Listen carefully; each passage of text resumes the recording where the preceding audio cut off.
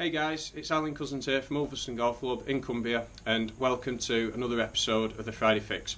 And today we're going to talk to you a little bit about golf grips. Get quite a lot of people coming into the shop asking what the right type of grip is for them. Okay, and there's quite a few things to think about, and the first thing we're going to look at is the thickness of the grip. If the grip is too thin for you, because everyone's got different hand sizes, if it's too thin it'll encourage the hands to not quite release the club face as well. So there's a good chance that the club could stay open, and for a right-handed golfer you might hit a few shots to the right of the target.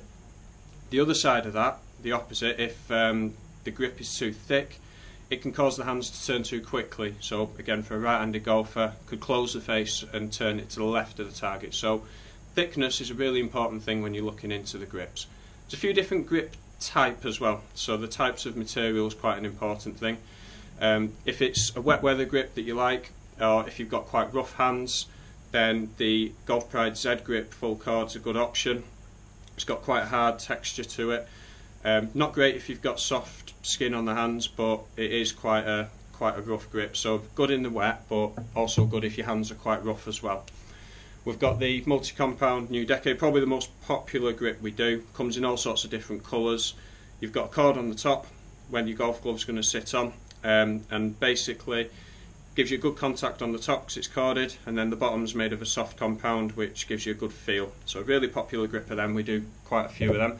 There's a new one out that Golf Pride have brought out, which is the MCC Plus 4, which similar text to the multi-compound, except it's got a little align down the back of it, so it's basically a little bit thicker down this back ridge, which allows you to keep your hands in place during the swing. Again, popular grip, we've done quite a few of them as well, so just a case of coming down and trying some out. And then finally we've got here the Lamkin X10, which we've actually got a bit of a promotion on. Normally these grips would be $8.50 per grip fitted, but if you are getting a set done of 10 clubs or more, then we're going to knock that price right down to just £5 per grip, including the fitting, including measuring your hands up, including the thickness as well, because we've got them in both mid-size or standard, and we can build them up in terms of layers as well. So plenty of options there. Make sure you do pop down.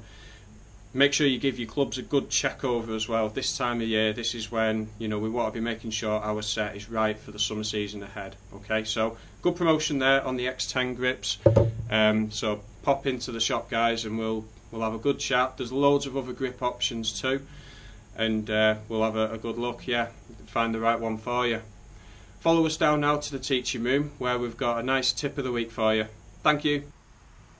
Hi guys, just down here in the teaching room. I'm just going to give you a tip today on how you can hit some better shots into the wind. It's just appropriate for the weather we've got at the moment. So we get quite a few people come in for lessons wanting to know how they can hit some better shots to control the wind better, and there's a few things that we need to look at. First thing that we see people doing is trying to hit the ball hard. They're trying to swing it harder to get more distance, thinking that the wind's going to drag it back. The only thing that's going to do is increase the spin on the ball, make it climb higher in the air, and the wind is obviously then going to be stronger and affect it and drag it back further. So the first thing we need to do is just reduce the club head speed. So a good way of doing that, rather than gripping in the middle of the grip like so, we're just going to grip further down at the bottom. That's going to slow the swing speed down a little bit. Okay. Another thing that we're going to look at is the ball position. So with the 7-iron here, rather than going in the middle of the stance, we're just going to place it more towards the right foot. Doing that will bring the loft down a little bit stronger and help keep the ball flight a little bit lower underneath the wind, so it doesn't affect it as much. And then the third thing is just generally have the feeling as though you're doing a more relaxed swing movement through the ball. Okay, as the saying goes, swing easy when it's breezy. So we're just going to hit a couple of shots now, and I'll talk you through some of the figures that the GC2 launch monitor throws out at us, and how these setup changes can help us hit some better shots when hitting into the wind. So to start with, I'm just going to hit a normal 7-iron shot now. Ball position in the middle of the stance there. Okay, that's come off pretty good, struck it okay. And then second shot, just going to make these adjustments. So I'm going to grip it further down towards the bottom of the grip there, and just going to place the ball more towards that right foot now, and I'm just going to put a sort of fairly smooth, steady swing on it. Okay, and we'll just take a look now at what the figures are showing us. Okay, so if we just take a look there at the screen, I'll get it back up in a second there.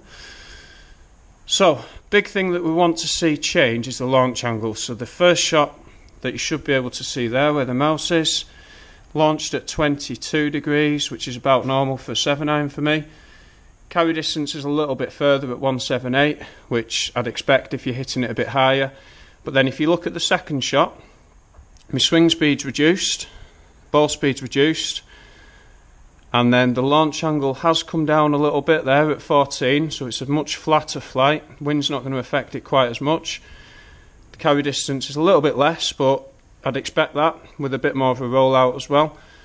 So, some good results there, just literally guys, by making a couple of setup alterations. Okay, so just remember, when you're playing into the wind, grip down the bottom of the shaft, make sure you've got the ball further towards the right foot, and always swing easy when it's breezy. Okay, thank you very much. If you like what you're seeing, guys, don't forget to subscribe to the channel, give it a like and a share as much as you can. Thanks very much, see you next week.